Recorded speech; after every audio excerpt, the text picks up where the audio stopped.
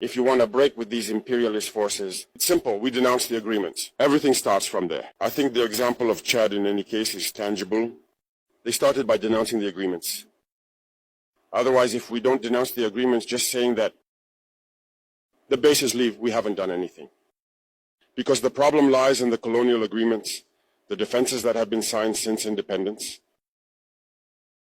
The most dangerous is not the one you see in the bases. The most dangerous are the military advisors. Military advisors exist in all these countries. They existed in Burkina as well until the end of 2022, until we took responsibility. And who are these military advisors?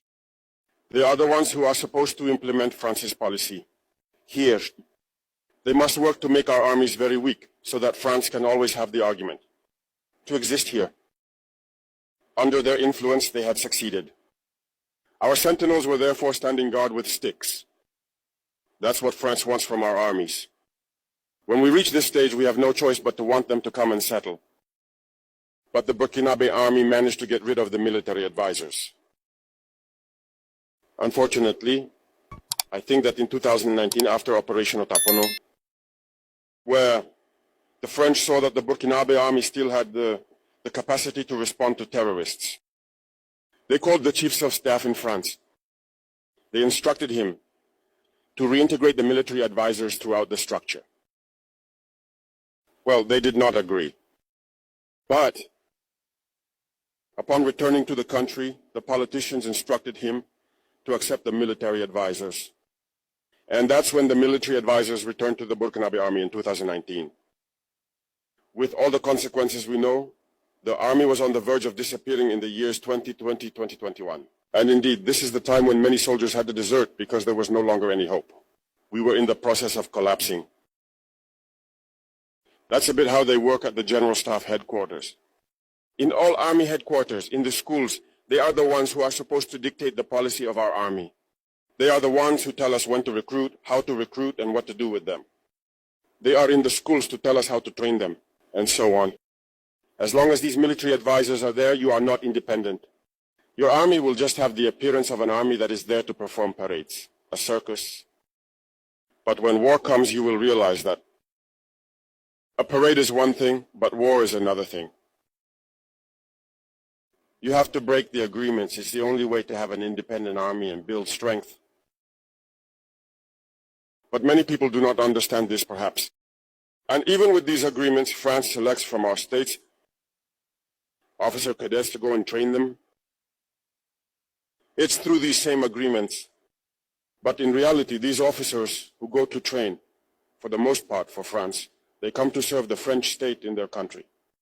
They do not come to serve our countries. They train them so that they come to serve the interests of the French state. I can provide evidence of this.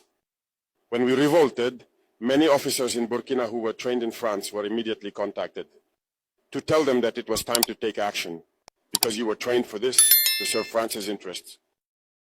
Most of these officers reported back to us. We took note and we continued to monitor. When an officer trained in France returns to his country and unfortunately dies, either by accident or on the battlefield. In France, there is a night of tribute to the fallen in the army, as there is everywhere else. During the night of tribute to the fallen, the name of the officer in question is mentioned, and it is said, died for France. They do not train him to serve his country, they train him to serve their state. And in many African states, there are plenty of such officers. You are undoubtedly aware that a few hours ago, your peaceful sleep in the city of Ouagadougou was unfortunately disturbed by the sound of weapons.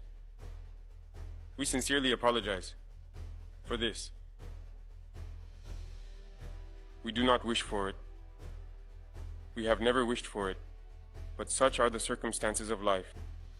Therefore, we extend our apologies to you and all the residents of Ouagadougou for the noise of weapons over these 2 days.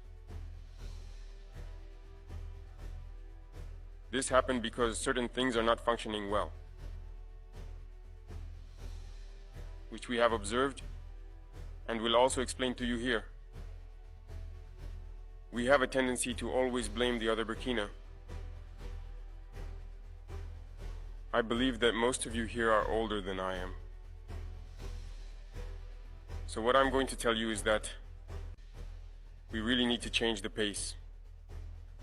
We need to change the pace, we need to move quickly. All countries are in a state of urgency. So everyone at their level must be able to move faster and abandon unnecessary administrative burdens. I couldn't even specify this point, or that point where we need to be. Quick. It's all the points. In Burkina, everything is urgent. From security to defense to health, to social action, to infrastructure, everything is urgent. We will have to move quickly.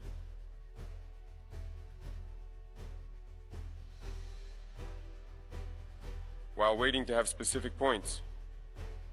Soon on, the different ministries, to examine them one by one. I will also ask you for a point that could help us in the urgency. Maybe the SG will compile that. I know that you use Land Cruiser pickups in your ministries, often underutilized. And there are often many in your hangars. Maybe they have nothing wrong, but perhaps just minor issues. Identify everything and give us the general report. We need it. Can we have this report by Tuesday at the latest? Because we will surely requisition them.